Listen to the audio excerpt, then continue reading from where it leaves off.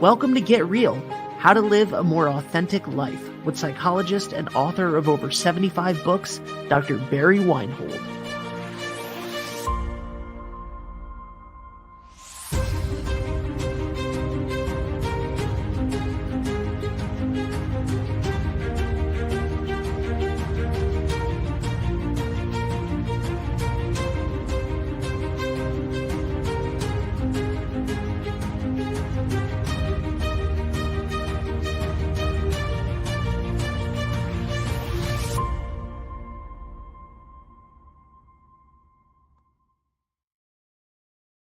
Hello, everybody, and welcome back to Get Real, How to Live a More Authentic Life with Dr. Barry Weinhold. My name is Ben Barber, and today we have a very, very, very special show for you. So before we bring on Dr. Weinhold, I want to introduce, once again, our co-host for the show, my partner in crime, Ashley Ross. Ashley, welcome back. How are you? I'm doing well. Thank you. Excellent. That's enough out of you. Let's get to Dr. Barry Weinhold. Dr. Weinhold, you're releasing another new book. Yeah, you're going to have to change the intro. I know. It's not over 75 anymore. This is my 80th book.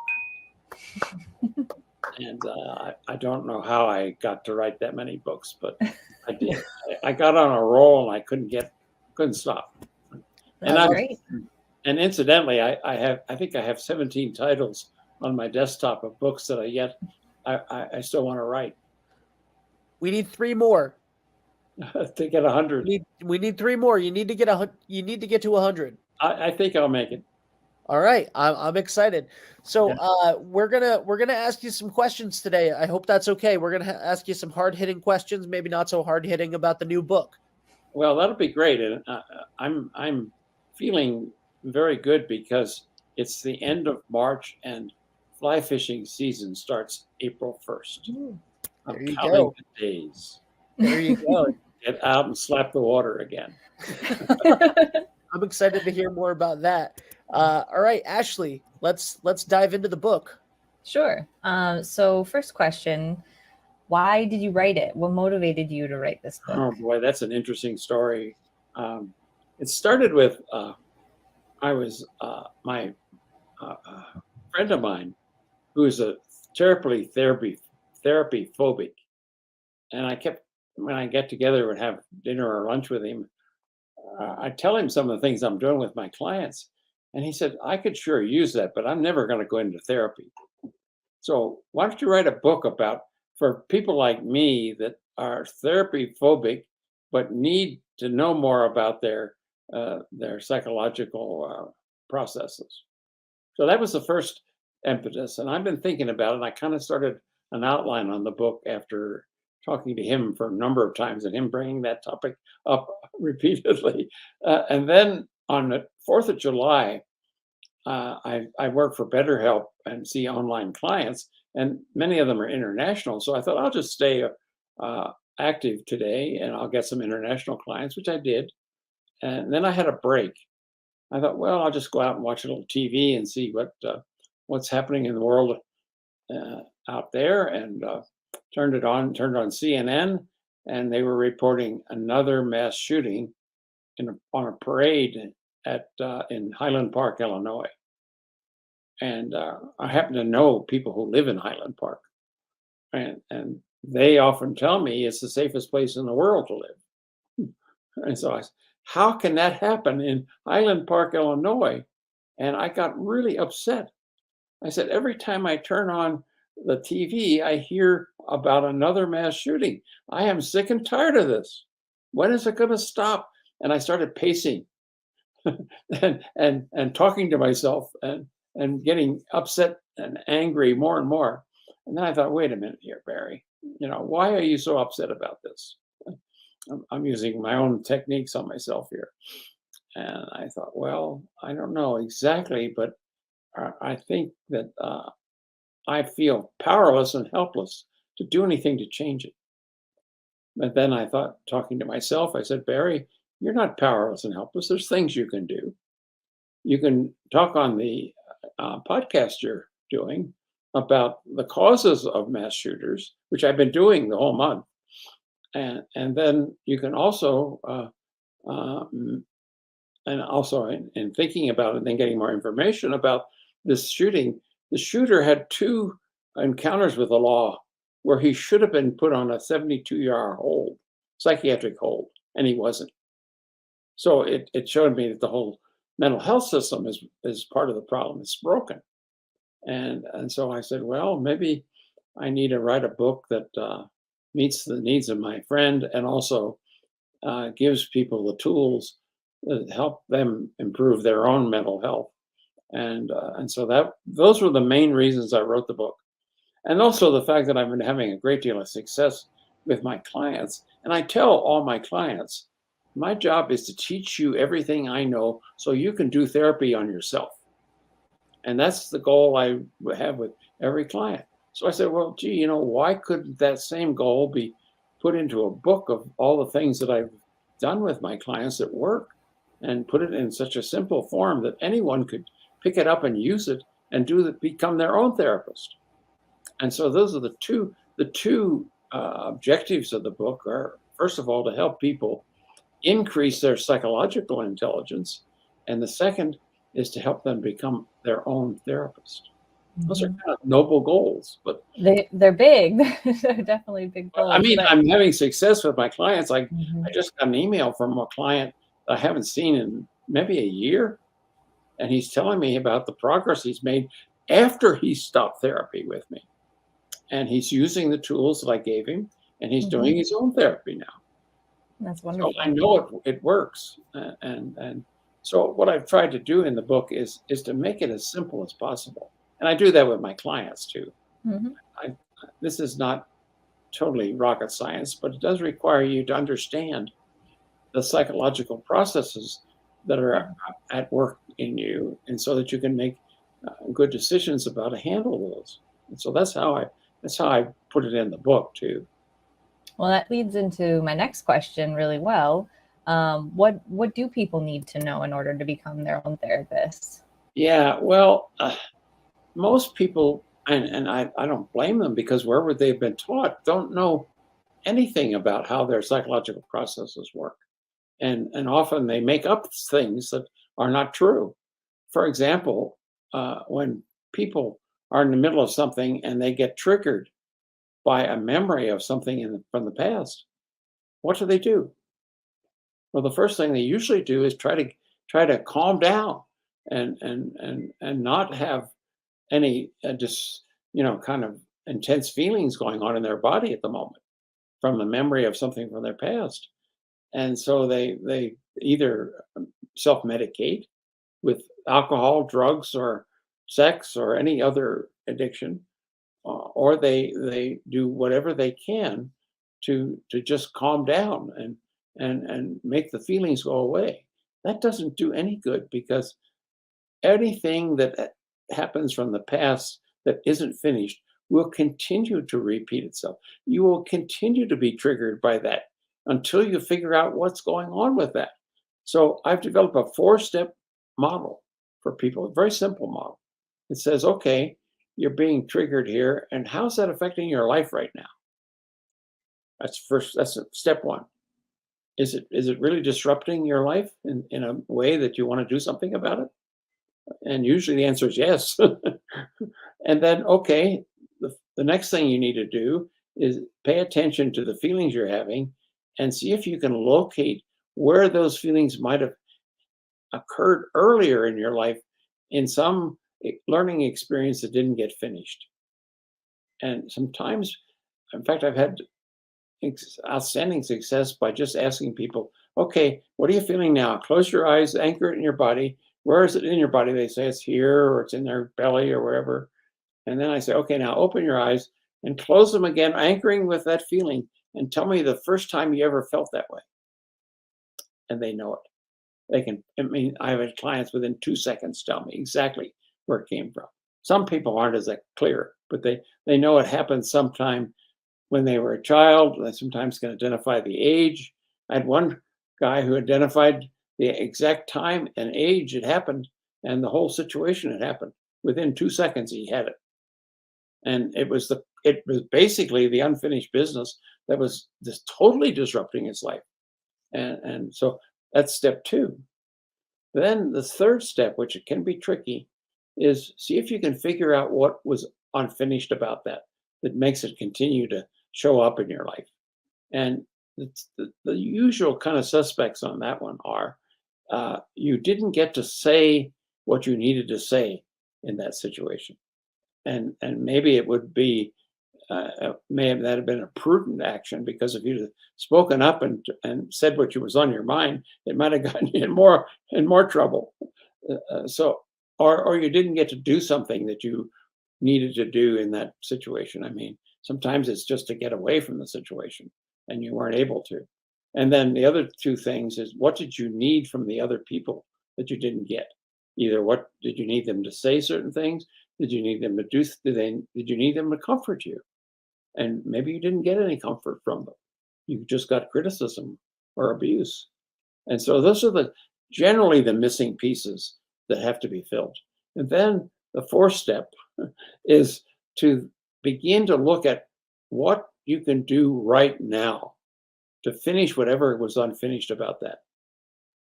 And usually there are plenty of things you can do because you have more resources now than you did then. And so you can figure out a way to.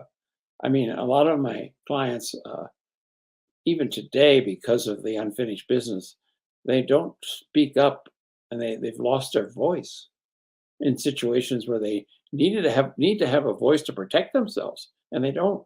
They just sit there and take it again. And so that's the one thing I notice is that a lot of my clients need to get their voice back and be able to speak up when they need to protect themselves. And so it's like boundary setting. So anyway, that's the basis for the simple formula that I put forth in the book.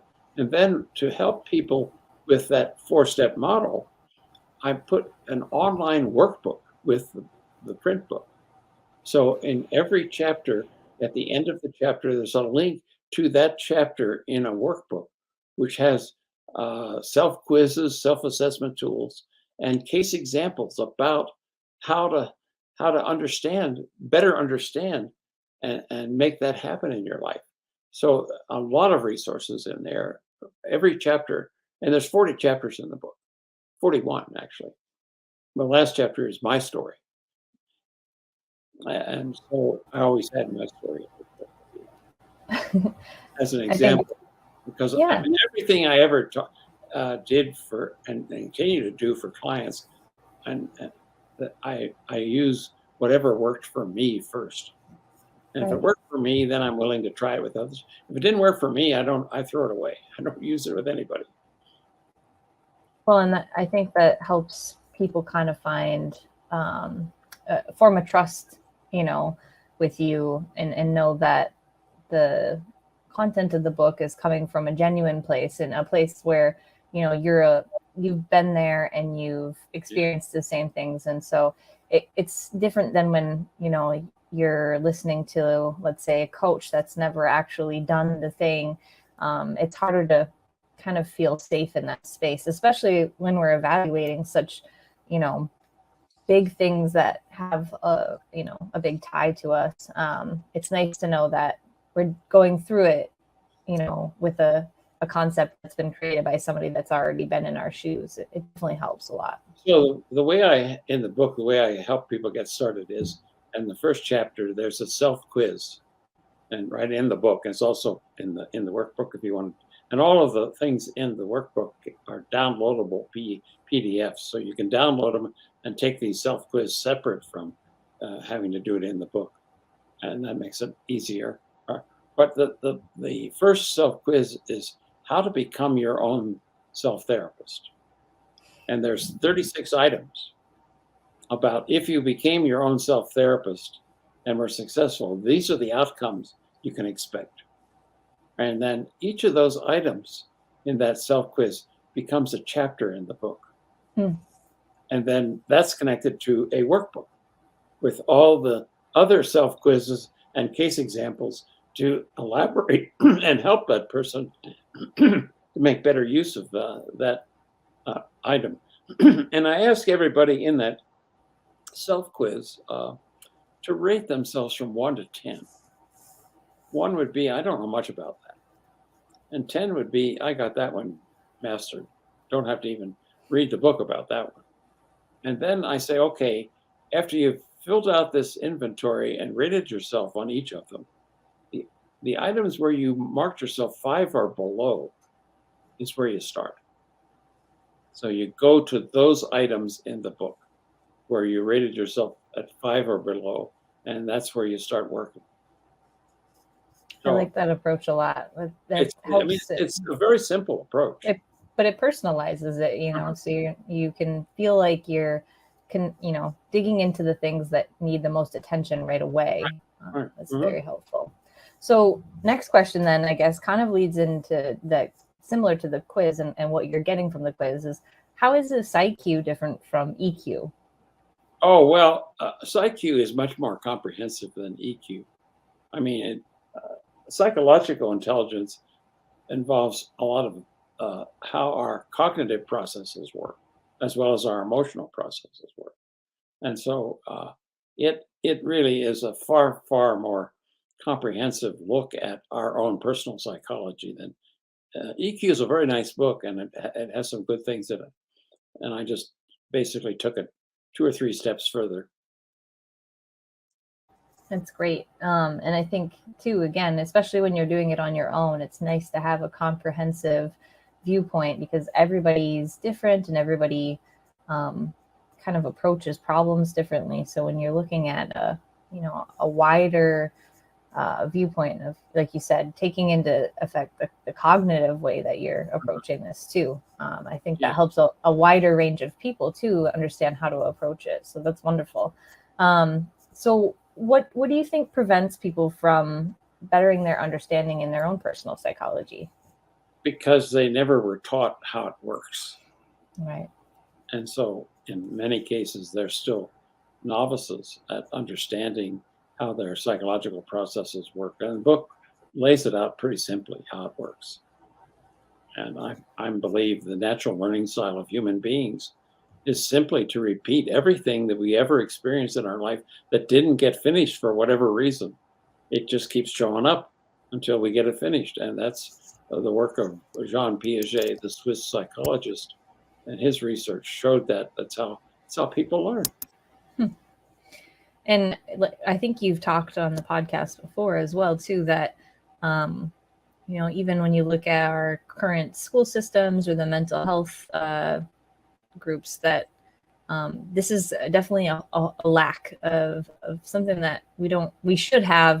This is something we should be learning in school. We should be teaching our kids a lot of these things. And there's such a big gap where that is concerned. Yeah. So I mean, it's a problem. We're just operating off of whatever information we picked up here and there, and off of it, a lot of it's inaccurate. And also, the other thing that makes it difficult is that everything that we ever experienced from the time we were conceived until now is stored in our body memory. However, only about 5% of that is accessible at any given time consciously. The rest of it is subconscious and unconscious. So in the book, there's a lot of ways that I suggest that people can access the subconscious and the unconscious.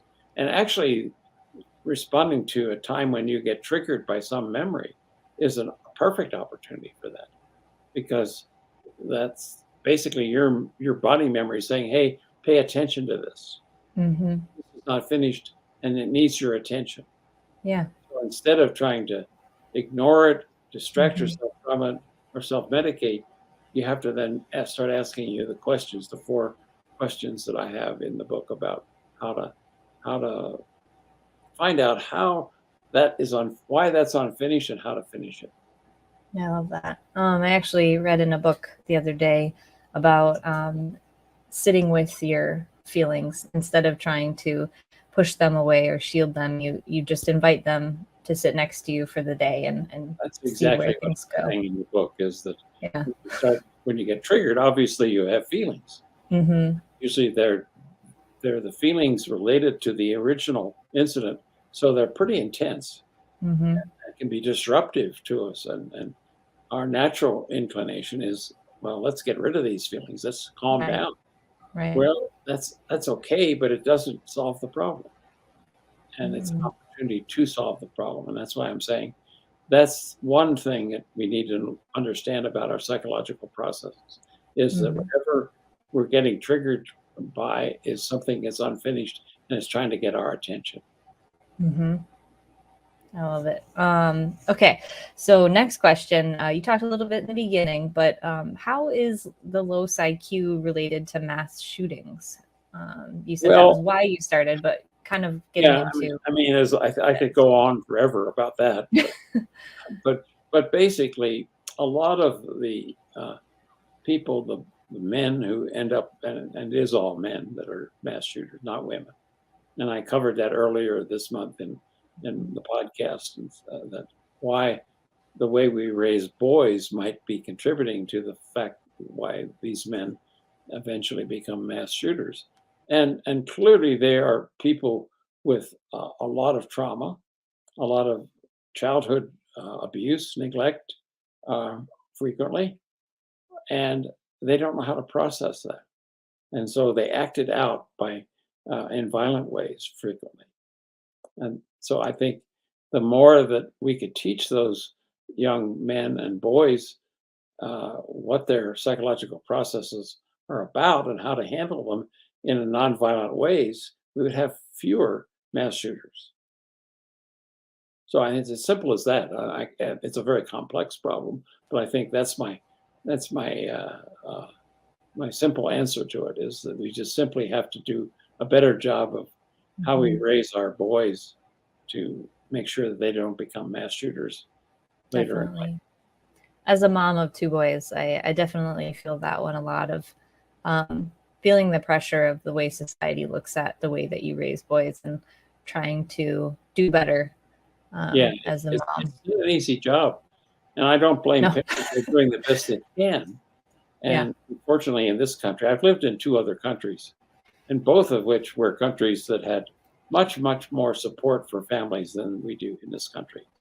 They have Yeah. family leave, they have home visitation, they have lots of resources available to new parents to help them uh, manage the job, which is a very difficult job. It's Hmm. but it isn't necessarily doesn't require a PhD. It just requires some simple understandings of Hmm. again their own psychological processes, so that they can better understand the psychological processes of their children. Yep. Definitely. It's made a huge difference for me in the last year. Even just being able to chat alongside you and listen to a lot of the insights that you have has made a huge difference to the way that I approach parenting. So thank you for sharing all that information. It's Mhm. I invite everybody to not only that listen to the podcast, but there are endless amounts of resources that you put out both on the website and in other places in the books. So always makes a huge difference just to start creating the awareness. Yeah, So yeah, that kind of again leads into the next question. Do you mind giving some examples of some of the benefits they get from the new book? sure. The item number one, uh, and again, people rate themselves from 1 to 10 on this. It's show up and tell your truth. And do you walk your talk and are radically present in everything you do in your life? Can you speak your truth, be vulnerable and transparent when you want to or need to? The biggest fear is often that you'll be vulnerable and uh, somehow that'll cause you to have something bad happen to you. Well, I'm saying, no, it's really important to be able to be vulnerable. And and and this one shows up as a major block in people's lives because what people do if they can't show up and tell their truth is they become people pleasers. And so then the focus is out there about how do I behave in such a way to please these other people? And I dig deeply into that one, where that comes from, why that's become so important to people, and what you do to change that. I'm really looking forward to that myself, having I consider myself now an in recovery people pleaser. But also I see the signs in my son from the way that I parented in the beginning. So I think we both need these steps. So I'm looking forward to getting the book myself. Yeah, there's a lot on that in that chapter about it. Once you recognize what the problem of people pleasing is, what do you do about it? How do you fix that? How do you change it? Because it's definitely like a almost autonomic response a lot of the times, that even I'll be midway through answering something to someone and realize that I'm doing it and have to kind of like check myself. So, but it's just once like you said, you can then kind of invite those feelings in, and once you understand them more, it just makes a huge difference. There might be times when you're meeting somebody for the new for the first time, and you want to do and say things that help you build a relationship with them. But if you know you're doing that, I guess that's the most important thing, is consciousness. So you're doing things consciously or unconsciously. Yes, exactly. The word for me this year is intentionality. Am I doing things with intention that's true to myself? So thank you for all the insights over the last few months. I really enjoyed it, and I can't wait to read the book. So thank you so much. Any other things you wanted to share with us about the book? I think if the book seems to catch on, I think I may create an online course on the book. Ooh, very exciting. That would help people who are interested in using the book, but still having some struggles with it, that I think an online course might help them even further. So that's, I think so too. That's in the cooker. Wonderful. You're muted, Ben. I think that sounds like a fantastic idea. Thank you guys so much. Ashley, wonderful, insightful questions. Dr. Weinhold, fantastic as always. Do we have a release date in mind for the book? It's in the final stages, and I should have a book in my hand within days. Excellent. Well, stay tuned to all of the socials, and of course circle.org for all of that information. And you'll be the first to know. If you're a listener of this show, a watcher of this show, you'll be the first to know when that book is ready to drop. What are we talking about next month? Well, I'm going to go back to digging into my top 20 list of the most badass, stupid psychological beliefs that people have that get them in trouble, and see if I can help people understand that these beliefs just don't work anymore. They might have worked at some point, but they don't work anymore. Excellent. Well, that's good, because so far I have all 20 of those. Yeah, most people do. I mean, it's I searched around looking for the most common ones that I found, and I started with 10. I thought, oh, that'll be enough, and then I thought of more, and I ended up with 20. Well, that makes sense. It'll probably grow even more. Yeah. Thank you guys so much for joining us. If you want more information on what we talked about today or anything else from the podcast, any other resources, check out circle.org. Click the link in the description of this episode. Ashley, thank you so much. Dr. Weinhold, thank you as always. We'll see you guys all next week. All right. Take care. Have a good week. Bye for now. Bye.